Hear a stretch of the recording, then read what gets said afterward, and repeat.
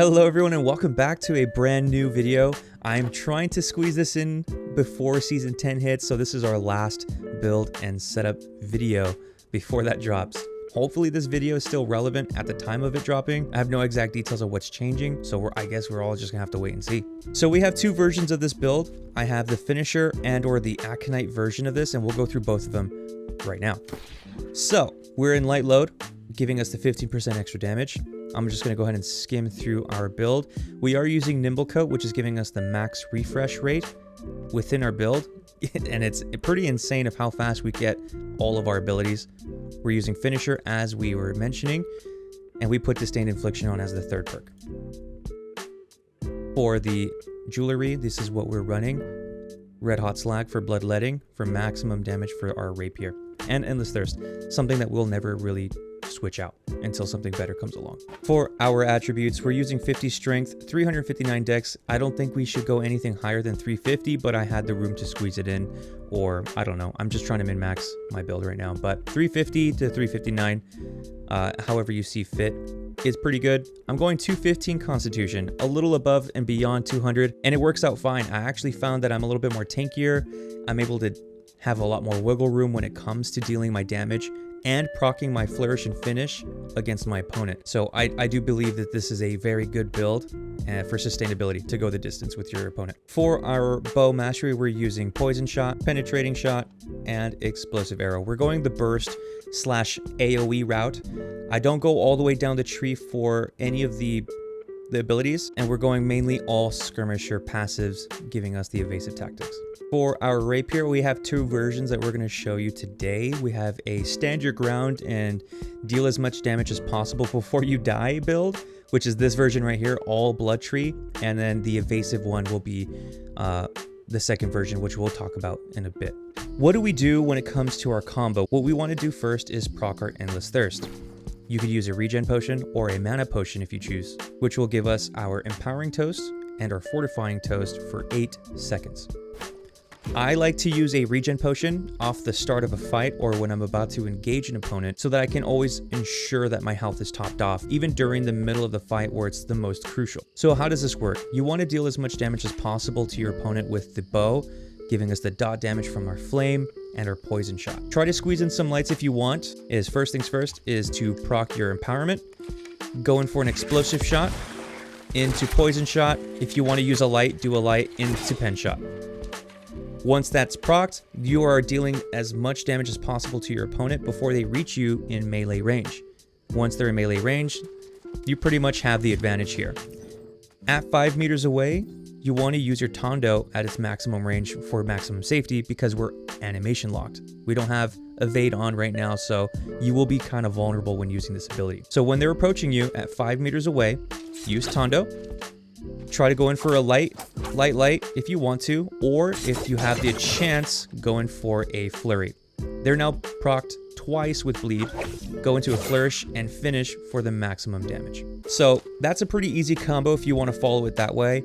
Of course, every fight is not perfect, and you may have to squeeze in some lights here and there, some dodge rolls to avoid their attacks from incoming.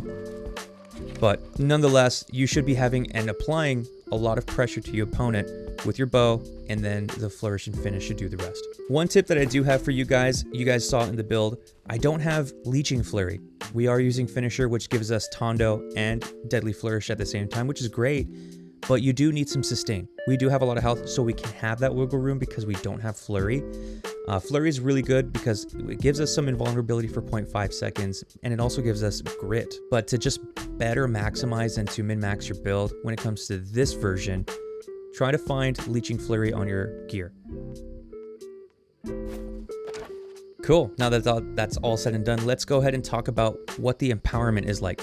When it comes to empowerment, we're at 59%, so we're getting the 10% from our Endless Thirst, 7% from our Honing Stone, 15% from our evasive tactics, and so on and so forth. For our base damage, we have 110% base damage, which is the lowest that we've had in our recent builds, so it's pretty decent, and I think this is a more well-rounded build that I've made so far. In addition, we have a 37% weaken proc with our abilities because we have enfeebling poison shot. We want to go for a direct hit to give us that 27% reduced damage to our opponent for 8 seconds. When they reach us, we are also applying another additional 10% with Keen Tondo. So again, that's 37% weakening for the opponent, which gives us a lot of wiggle room again to do some damage. We can kind of face tank a bit. Now the gear score is quite low. I know it's 711. There are options that I had that was a little higher, but I just prefer this setup here. Okay, so let's go ahead and talk about the second version of it. All right, so this is our second version of the build where we swap out our weapons. We're using Aconite instead of Finisher, which is still giving us our 15% extra damage to poisoned enemies, and we can also get an additional 5% when we use a heavy attack. So it's a little bit more in the base damage side, but just not by much. So I went this route because I do like the weakening that I apply to my opponent, giving us the wiggle room, as I mentioned, to deal and to face tank some damage. For the Rapier, we use a Gorgon's Rapier. We're using a Disdained Infliction, Refreshing Move, which is a very beneficial perk here, with Deadly Flourish. So we're not applying the 10% weaken with Tondo, but we do still keep the Deadly Flourish perk. This version is a lot more evasive and it can survive a lot longer. If you guys haven't seen the video that I'm putting out on the screen right now, that's the version that I use with this current setup. So if you haven't seen that video, feel free to see that whole breakdown on the link below. Okay, so what's changed with this one? Nothing much. You still want to do the same thing when it comes to bow. Deal your damage from range. You want to proc your Endless Thirst with the regen potion. Go into an explosive shot, into a poison, maybe a light or heavy, into pen shot. Once you're done with that, go 5 meters away to proc your Tondo, but something changes here. No, we no longer have to be locked into our animation when it comes to Tondo with Evade attached to our build. So as you guys can see, this is the normal Tondo animation. So just like that, we're stuck, but with our Evade ability, we can actually animation cancel out. But make sure that you see the red come out of your Tondo in order to evade to successfully still proc the bleed. If we go too fast, our Tondo will not proc. Let me go ahead and show you. You want to wait for the red to come out of your Rapier in order to use Evade so that you can proc your bleed. Let's show you. So just like that.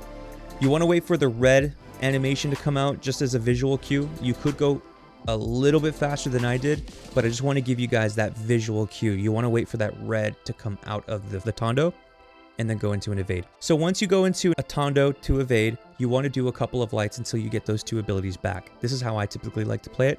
If you don't want to and you feel that your opponent is squishy enough, you can proc only one bleed and go into the Flourish and Finish, and I will show you what that looks like. If your opponent is squishy, you want to go into a Tondo, Evade, a couple of lights, into a Flourish and Finish. Now that's just with one bleed proc, so it's going to take a little bit more effort for you to apply a little bit more bleeds when it comes to just the Tondo, which is your only way of bleeding your opponent. So Tondo into Evade. If you want, feel free to do some movement, go into another Tondo into Evade, and then Flourish and Finish. Now this one, you could do it however you like. I don't have a real set way, but that's typically what I go for. If your opponent is a little squishier, I just do one bleed proc. If your opponent's a little more heavy, go in for 2 bleed procs, and that should do the trick. So without making this video too long, I have some clips to show you the other version. I don't think I have any versions to show you with this one. If you like the video, feel free to like it, subscribe down below. It only takes 2 seconds, and I appreciate your guys' support on the streams that we've been doing and the shorts that we've been creating. So with that being said, I hope you guys have a wonderful day. We are so close to season 10. I am so hyped, and I am ready to start slaying some vampires and demons. Hence why we changed our build. We're going into season 10 ready to go. Hope you guys like the fit as well. All right, so let's get into the clips.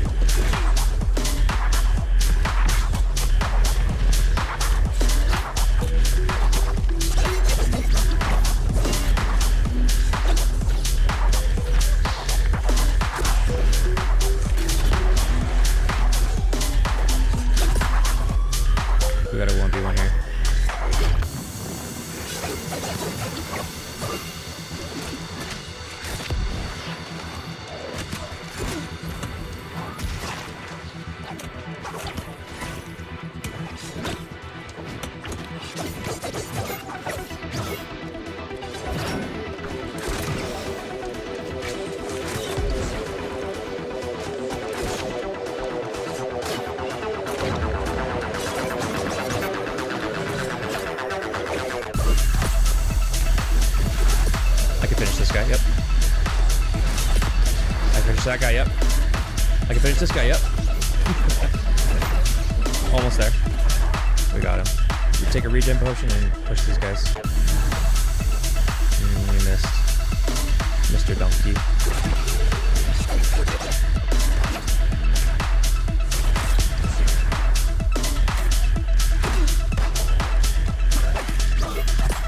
Side.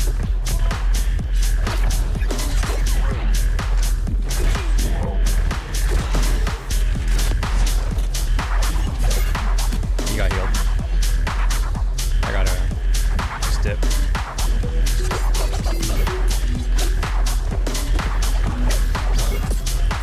Or not. I know my damage output is fine, it's decent, but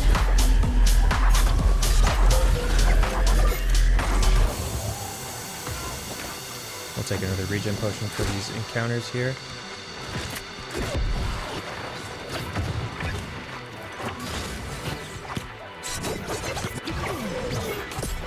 Oh, the tracking got it to me. Verthrill is not following. Verthrill, you haven't been following me this whole time? I am disappointed, my sir. Welcome